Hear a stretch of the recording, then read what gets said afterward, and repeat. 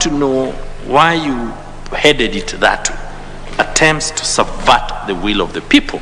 And you are a very, very senior lawyer, senior to both myself and Donald here.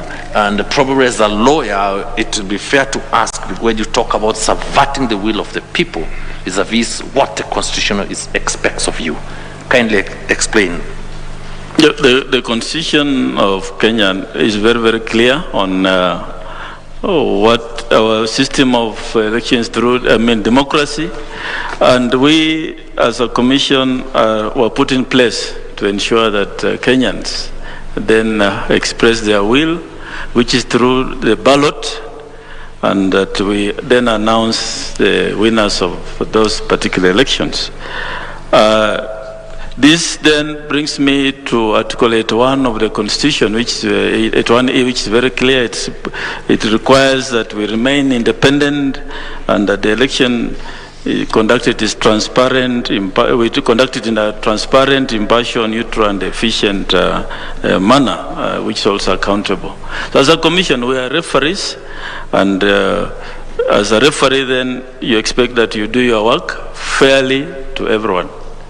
And so these activities which were listed here, were then attempts to divert the commission from what the Constitution expects of us. Were they then attempts to breach or violate the Constitution?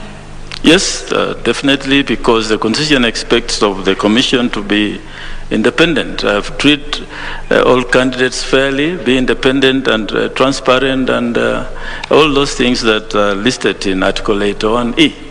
Now, anything short of that, then it negates what is expected. And we also have Article 249, which is also clear that we ought to do our work without, in accordance with the Constitution, and without interference from anyone. And also our oath of office is very, very clear. It reiterates all those things. Right. Yeah, so then whatever activities listed here are then diversions that would have made us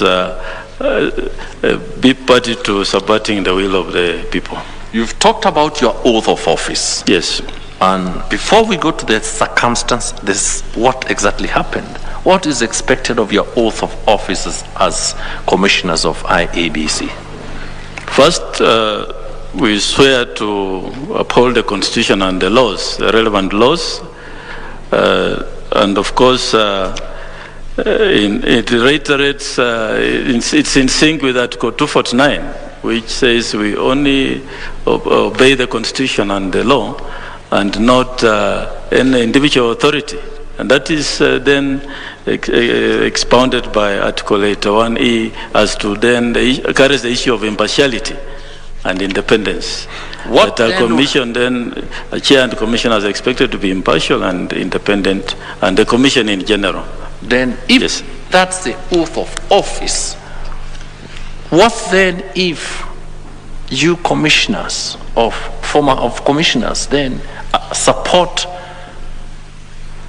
attempts to subvert the will of the people?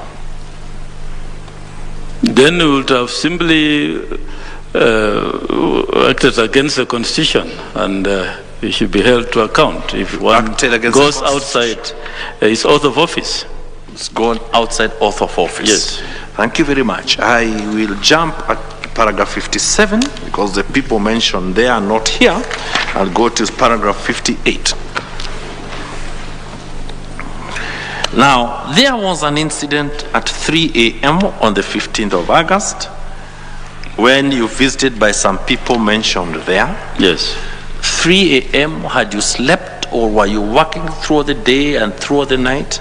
We were working 24/7. For the 5 days, I never went home to sleep. You never went home? Yes, I went home only to refresh and change and come back. Okay. Yeah, but we were working day and night, and most of the commissioners were also there. Maybe one or two to go rest and come, and it's so like we just had to work. Now, you say that somebody contacted you that you had these guests.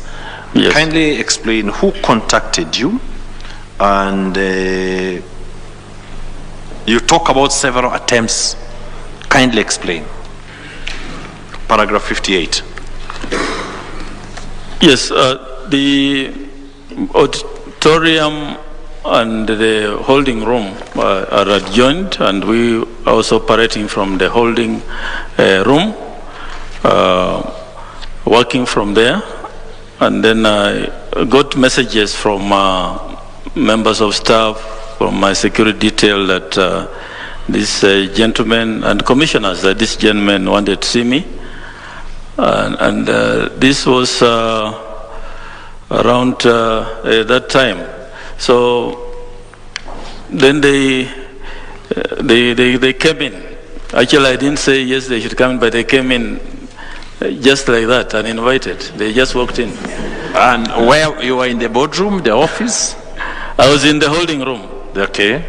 I had actually told my CEO I'll take a nap for 1 hour and wake me up around that time, but I was woken up by this gentleman instead. So you are sleeping and some gentleman wake you up? On my chair, yes. Now, because one of the gentlemen will come in later in a meeting with you somewhere out of the NTC, that first person, who was he? That is Honorable Raphael Tuju. He was at that point in time a cabinet secretary in the previous government, and he came there on behalf of the Azimio party. And did Azimio have a presidential candidate? Yes, it had a presidential candidate and also a chief agent. They had a chief agent. We had agreed that any issues which involves candidates should be raised by chief agents. All right. So yes. This is somebody from the Azimio camp. There was a senator also. Yes, Senator Amos Wako, former Attorney General, was also in the group. All right. Among the 3 people. Okay. Let me not mention my colleague. Now, this people, you are saying... Excuse me. You can't choose whom to mention, whom not to mention. So okay, very well. So choose the third person. It's not me. Very well. The third person? The third person is Advocate Kialo Mbobu. Yes. Who introduced himself as such. Yes. Introduced himself as an advocate. Yes. Right. Now, you then say that the attempt was to discuss tallying and results. Yes. How did you know that this is what they wanted to discuss? They introduced the purpose of the visit, that they wanted to discuss about the tallying and the ongoing process. And I then told them if that's the case, then I'll ask the commissioners to join us in the meeting, because it's a matter then that would involve the whole commission. Why didn't you discuss with them? They found you, they've come to see you. The election operation is not the chairperson's operation alone. It's the commission then that would make any decision as to matters that led to the entire election. So in all these matters that affect elections, I've always taken the liberty as chair to invite commissioners if there are issues to discuss. And this is what I adopted throughout the Boma's time and even before. There must be a bigger reason why you didn't want to meet them alone.